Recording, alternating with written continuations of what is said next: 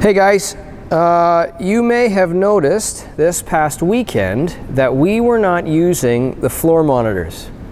We have a new monitoring system. It's an in-ear monitor system, meaning you'll be using headphones and this unit here to control your own monitor mix. Two reasons we're doing this. Number one is it hugely improves our house sound. It takes all the noise from, almost all the noise from our stage, you know, from amplifiers and keyboards and stuff like that, and takes it completely out of the stage, right? It's all in ear now. No one else can hear it except those of us who are wearing the headsets. That helps our sound men create a much clearer mix, especially for the front half of the congregation, but overall it's going to be much, much better. The second thing it does is it allows each one of us on stage to create our own monitor mix without having to yell back and forth, can you give me more of this, can you give me less of that, and all the time that involves. This unit is going to let you do that for yourself. So I want to do a quick overview of how this thing works. Most of the time I will have this set up for you, but it's never a good idea for one person to know how to do something. So I'm going to show you really quickly how to set this machine up so that you can get your channels and your volumes all the way you like it. It's all communication by Cat5, so that's cool. That's power and signal. And there's a port back here that just says line in. If I can find it, there we go. We'll just click that in there, and there we go. It's the ME-1 by Allen and Heath. And there's lots of tutorials online if you want to YouTube it, but just for our purposes, I'm just going to blast through. We have a local mic. There's a microphone right here. When we're wearing our headsets, they're noise canceling. So it's very difficult to hear anything that isn't actually coming through the PA system. This helps us communicate with one another. Like the drummer doesn't have a microphone. So if he were speaking, you couldn't really hear him. This microphone, if you turn this one up, will catch him talking. It's for us to communicate on stage. This is not an ambient mic. For those of you who have used in-ear systems before, you know that a lot of times guys will put microphones facing the congregation or the crowd or whatever so that they can hear whether or not they're singing. We'll probably get into that. This is not a substitute for that. This is a strictly communication on stage thing. But it does help to open up the microphone. Play around with it on Thursday and you'll see what I mean. It just opens up the sound a little bit, makes it a little less like you've got your fingers stuck in your ear. And then over here we've got master volume, and that's exactly what you think it is, master volume. Then we've got this button here that says master. If you click on that, you know, you've got a 3-band EQ and a limiter.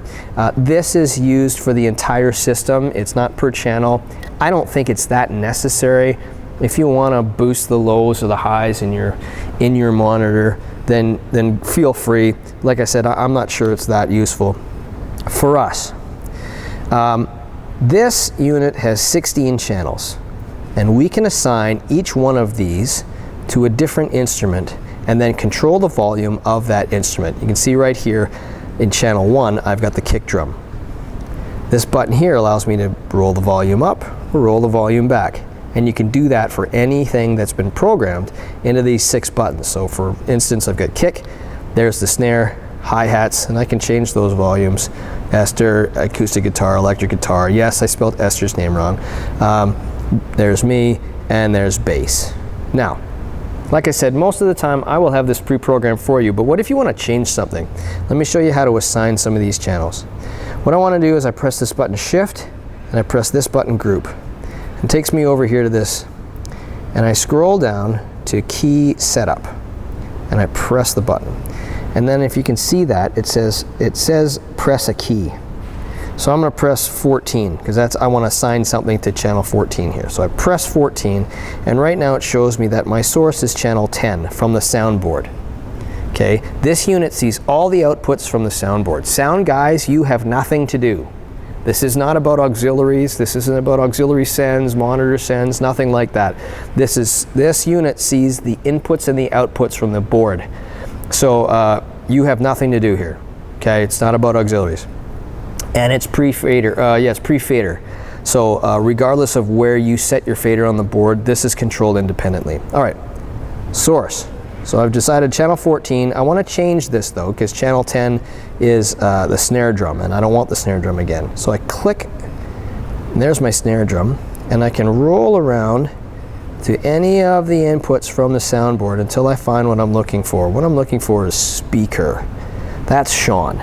I want to have a little bit of him in there because when I'm standing up here and he's praying, I have no idea what he's saying because I can't hear him because these headsets are very noise canceling. So a little bit of Sean would be a good idea. So there I found him. I press this button and now the input for 14 is 36 and its name is speaker. If I press 14, or pardon me, if I press this button again, that's the group button, I'm back out into my original screen. Now if I press the button 14, there's speaker, there's my volume. I can change that, add that, lower that, whatever you want to do. You can do that for any of these channels and control their volumes individually. Very simple, very easy to use. That was a very quick blast through of what this unit can do. When you come here on Thursday evening for your rehearsal time, feel free to play around with it. There's very little that you can do to break this thing. Add things, take things away, reprogram it, set your volumes, do whatever it is that you want to do, but just gives you a good idea of how to quickly program your channels, how to move your volumes up and around, and then play around with that ambient mic. And I hope you enjoy it. It takes something to get used to, but it's going to be a really useful tool for us. If you have any questions, feel free to let me know. Dean@mypcc.ca, and we'll see you on the weekend.